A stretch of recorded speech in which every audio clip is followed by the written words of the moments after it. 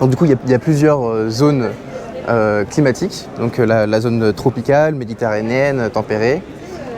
Aujourd'hui, les SWAC qui existent sont majoritairement dans des zones tropicales parce qu'elles ont cet avantage d'avoir une différence assez énorme entre la température de l'eau à une profondeur de 1000 mètres, environ 1000 mètres, ça, et la température extérieure.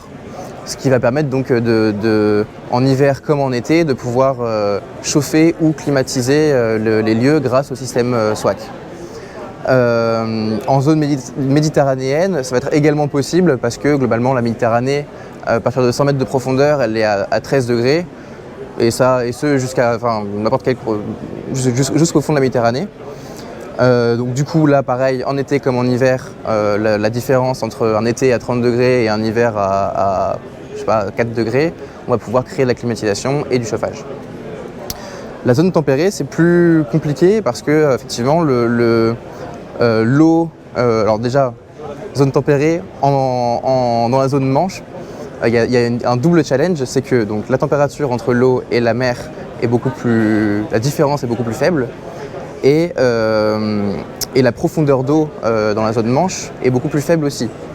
Ce qui fait qu'on va être obligé d'aller chercher de l'eau, pas en surface, mais pas loin.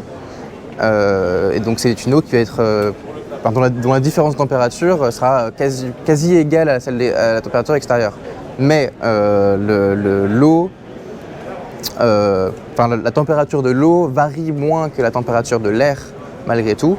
Donc grâce à une pompe à chaleur, on va quand même pouvoir exploiter cette différence de température pour créer du froid ou du chaud. Et donc du coup, même en zone tempérée, on est capable d'avoir une solution SWAC plus économique qu'un système de climatisation normal.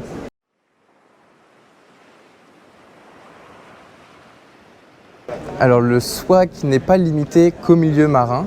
On peut aussi l'utiliser dans des fleuves ou dans des lacs. Donc comme l'expliquait Bruno plus tôt, l'avantage des lacs, c'est que lors de la fonte des glaces, donc il y a de l'eau très froide qui arrive dedans. Et la densité de l'eau froide fait que elle va au fond du lac, quoi. Lac évidemment beaucoup moins profond que l'eau de mer. Donc on peut installer un système SWAC qui coûtera moins cher parce qu'il y aura moins de tuyaux à déployer pour exploiter justement cette eau froide au fond des lacs en été comme en hiver. C'est plus souvent pour de la climatisation que pour du chauffage.